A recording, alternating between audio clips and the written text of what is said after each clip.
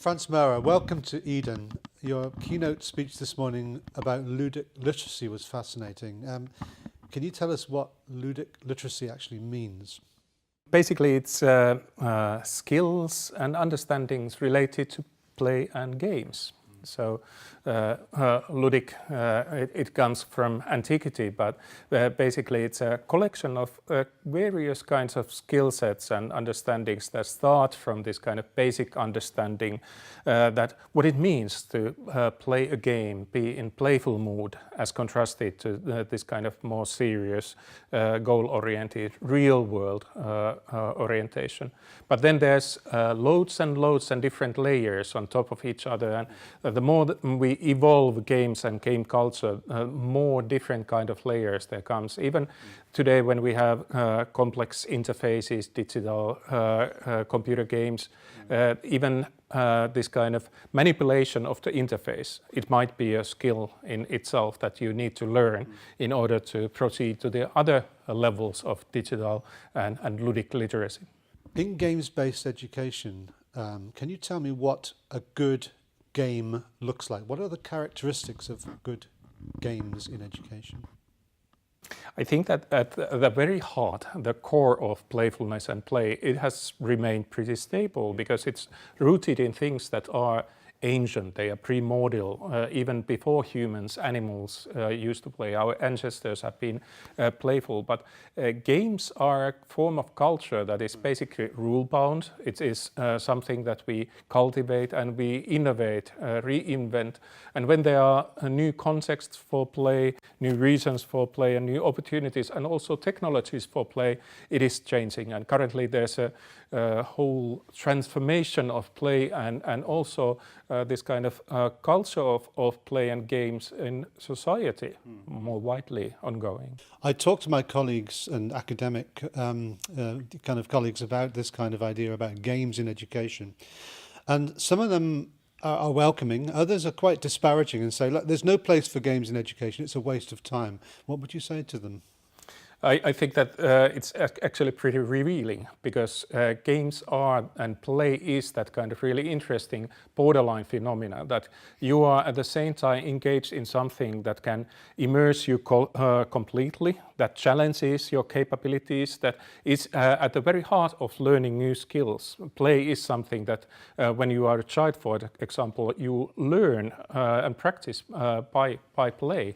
But at the same time, because of this kind of playful mindset, when you are playing games, it is important that it is not serious. So those people who have an issue with non-serious things, they react to that. So there's this kind of fear of non-seriousness of play that is really interesting. And I'm a scholar of play and game culture, so for me it's really revealing about the values of our society.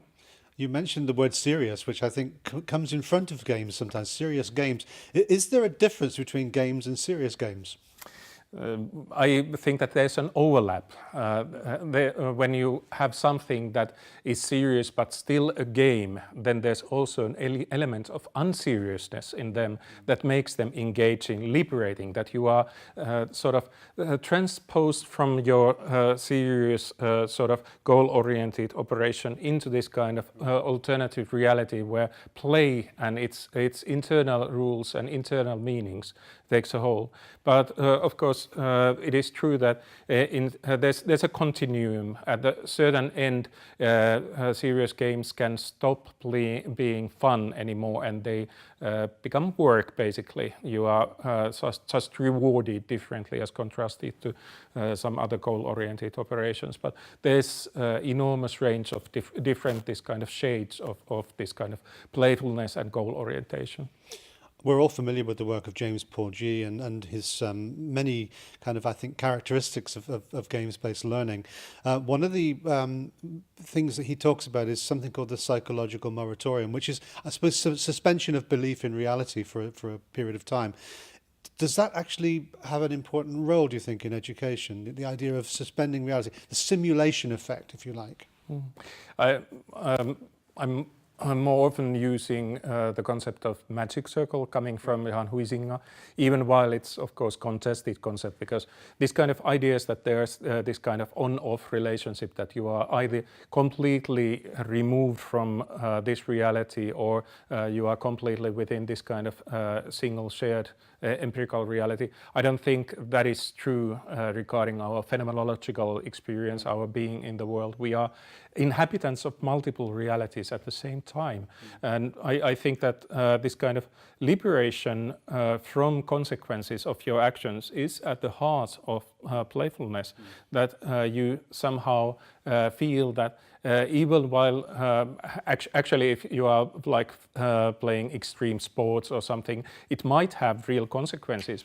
Gambling is another example, then a game that can have real world monetary consequences of playing the game. Still, it's important that when you are playing a game, you are in sort of escapist mode. You are slightly removed from this kind of everyday direct one-to-one consequence.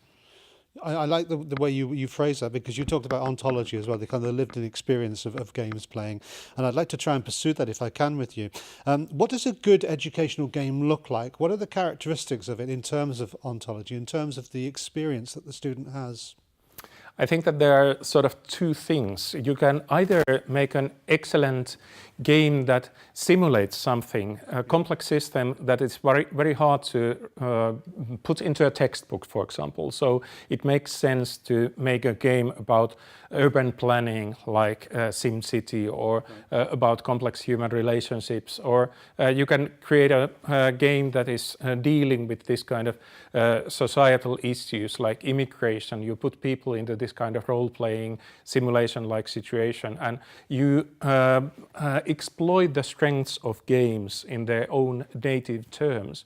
But on the other hand, there's also the other potential of good educational game design, and that is putting students to be the designers themselves, because usually you learn more by designing a game experience for others rather than just playing it yourself. So I always recommend that it's good to start from pretty low-tech means, use cardboard, paper, pencils, create games of your own, and just think very carefully that what it is that you really want to promote by this educational game, what kind of elements of the phenomena, system, field of knowledge, skill set that you want to sort of model within the rule set of the games.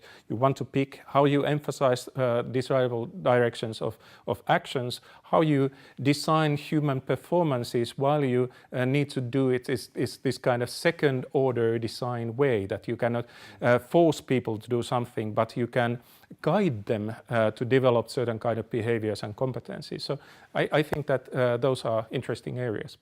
Frans, thank you for coming in to speak to us today. It's been fascinating. Thank you. Thank you.